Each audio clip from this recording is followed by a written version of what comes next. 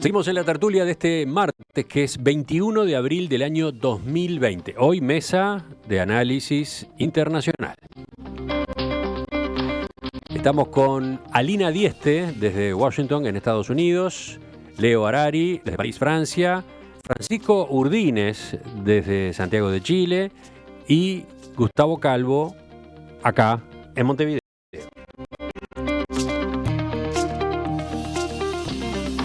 Pasamos a un segundo tema, si les parece. Este fin de semana, y con solo unas horas de diferencia, en Estados Unidos y en Brasil ocurrieron marchas en las que se reclamaba el fin de las medidas de confinamiento dispuestas para mitigar la propagación de COVID-19. En ambos casos, los actos fueron apoyados por los respectivos presidentes, Donald Trump y Jair Bolsonaro. El domingo, frente al cuartel general del ejército en Brasilia, Bolsonaro arengó a manifestantes que pedían el fin de las medidas de aislamiento decretadas por los gobernadores de varios estados y que también pedían una intervención militar con cierre del Congreso y de la Corte Suprema de Justicia. Eu estou aqui porque acredito em vocês. Vocês estão aqui porque acreditam no Brasil.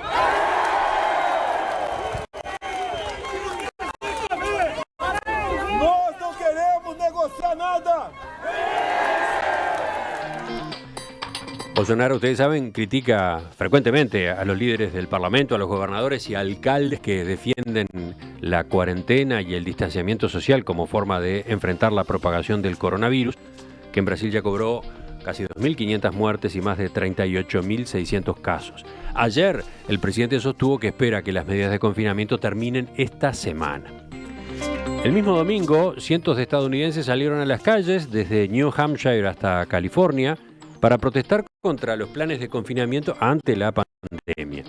Aunque los manifestantes reunieron a muchos simpatizantes de Trump, algunos subrayaron que sus motivos eran principalmente económicos. Trump ha alentado a estos militantes, asegurando con insistencia que algunos estados han tomado medidas irrazonables frente al coronavirus. Liberen Michigan, liberen Minnesota, liberen Virginia, suele tuitear Trump. Bueno, ¿quién toma la palabra ahora para examinar esta situación, este paralelismo, esto que ocurrió el fin de semana? Alina.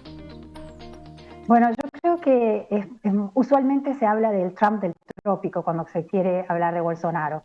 A Bolsonaro le gusta esa denominación, a Trump también, han hecho bromas al respecto, y es muy fácil encontrar paralelismos entre ambos líderes, sobre todo apelando a su base de derecha en ambos casos, y poniendo por delante el tema económico. En el caso de Trump es muy claro por qué, porque necesita la economía para tener una buena plataforma para las elecciones de noviembre. La economía ha sido su bandera. La economía estadounidense funcionaba muy bien antes de este parate enorme por la pandemia, entonces él está ansioso por volver, por reabrir la economía, porque todo empiece a funcionar nuevamente. Bolsonaro siempre fue muy escéptico y se mantiene sobre esta pandemia y sobre el impacto que puede tener sobre la salud de la gente, y no es nuevo esto que ha dicho. Pero me gustaría decir también que no son los únicos dos presidentes que han hablado sobre esto. Ortega en Nicaragua no solamente se ha negado a tomar ninguna medida, ha sido rezongado, ¿no?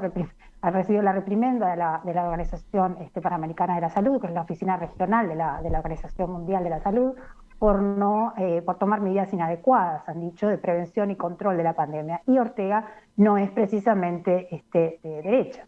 También ha sido muy crítico, muy escéptico, ha tardado en tomar medidas y ha sido muy cuestionado el presidente de México, Andrés Manuel López Obrador, otro populista pero de izquierda.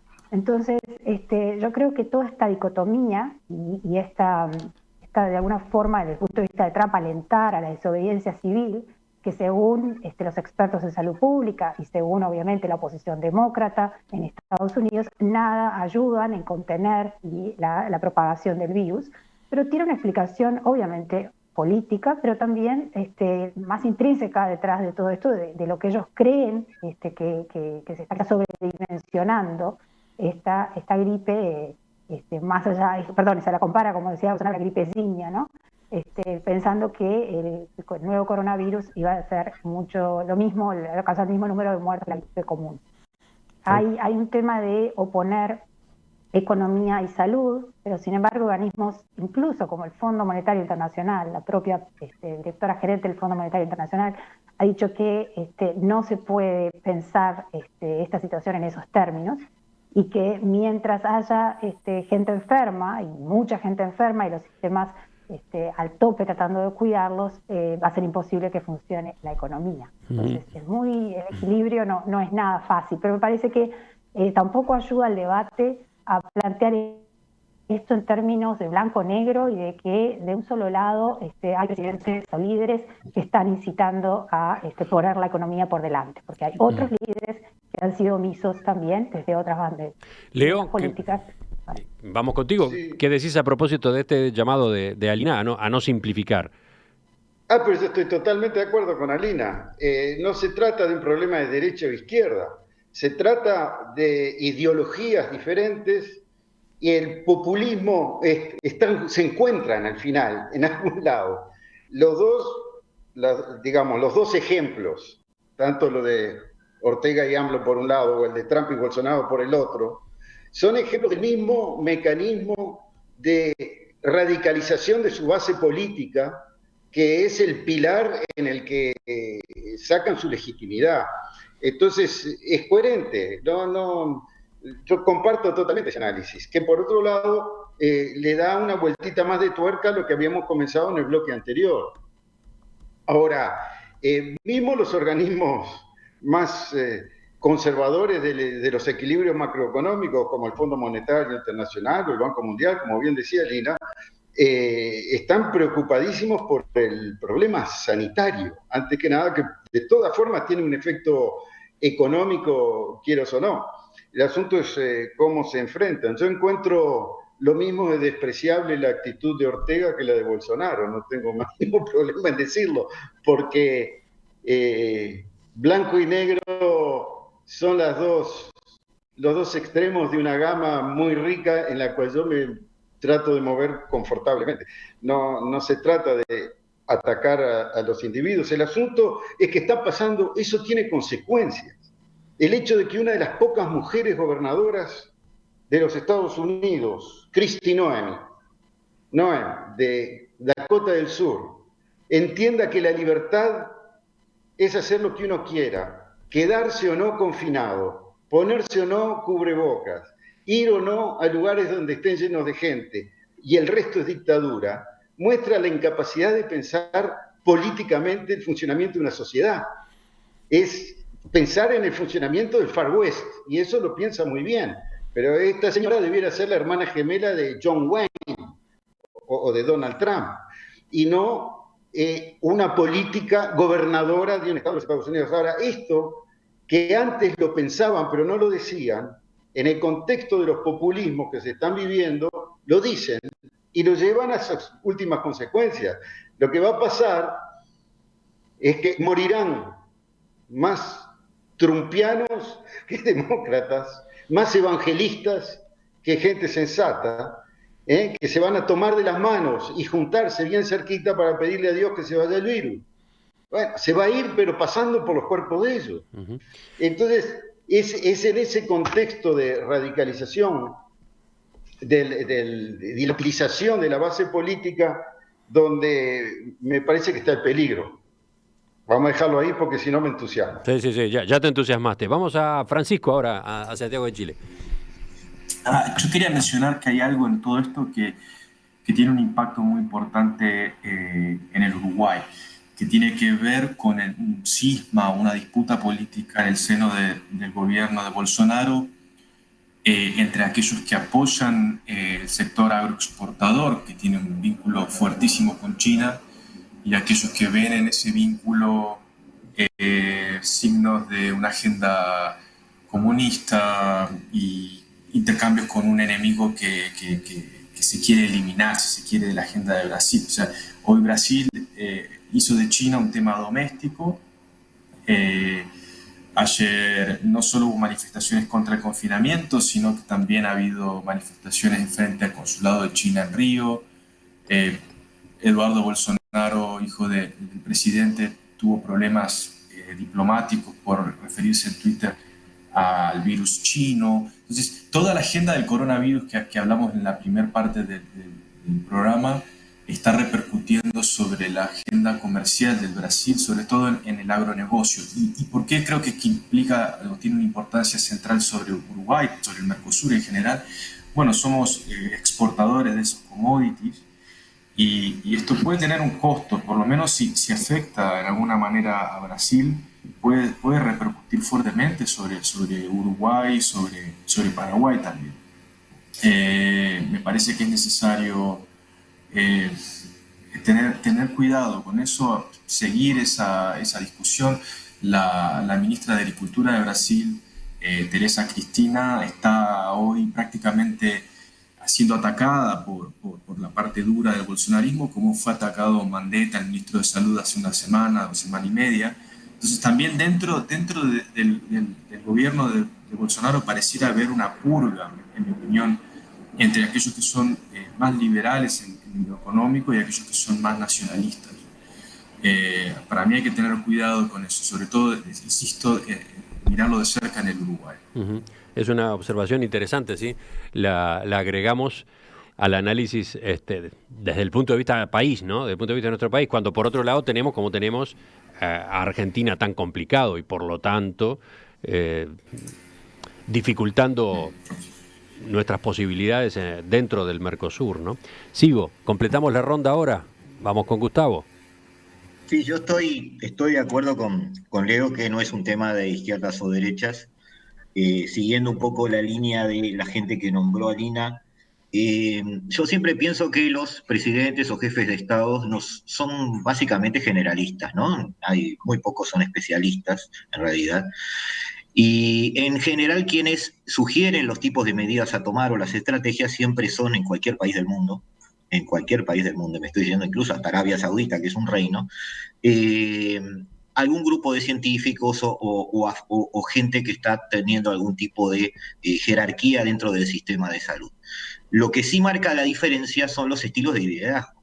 Y los estilos de liderazgo de los populistas implican, sea de izquierda o de derecha, que ellos de alguna manera creen tener la última palabra y la razón sobre lo que deciden. Y eso es a veces lo que complica un poco el tema de las políticas a seguir. Pienso que pasa con Trump y con Bolsonaro. Ambos deben haber tenido sugerencias, como tuvieron todos los líderes del mundo, en cuanto a confinamiento. No son los únicos que están renegando un poco del confinamiento. Hay un montón de grises en todo el planeta, empezando por Suecia, Austria, Dinamarca, es decir, hay un montón de países que están en esos estatus intermedios, que están tratando de atemperar el confinamiento, porque, como decía Lina hoy, esa dicotomía salud-economía no es tal, son complementarias. Toda la salud está paga por una economía sana y lo estamos ahora sufriendo con sangre cuando estamos viendo una pandemia que está siendo enfrentada por sistemas de salud arcaicos, mal preparados y mal pagados. Entonces, de alguna manera también ese confinamiento atendiendo la salud está hiriendo seriamente a la economía del futuro. Entonces tenemos que aprender a tener esa mente abierta como para poder ver que una cosa debe conllevar y complementar a la otra.